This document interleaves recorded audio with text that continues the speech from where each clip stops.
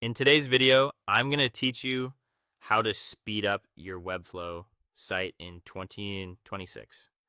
Step-by-step tutorial. To begin, open your Webflow dashboard and head into the project you want to optimize.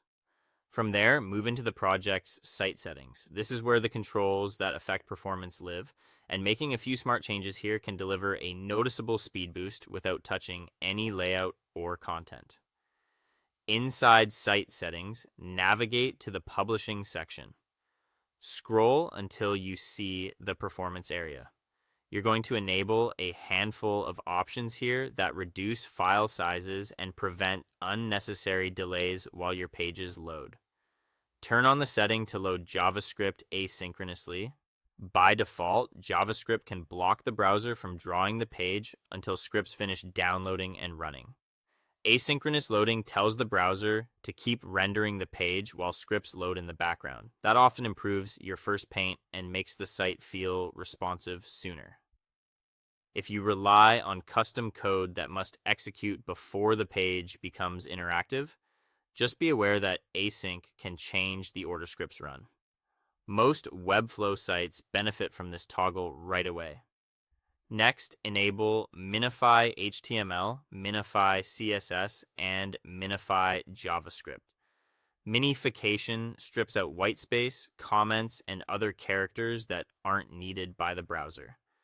The result is smaller files, faster downloads, and fewer bytes for visitors on slower connections. You won't see any visual changes in the designer, but the published files will be leaner.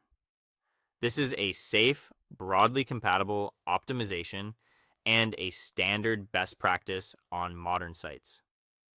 Finally, switch on per-page CSS.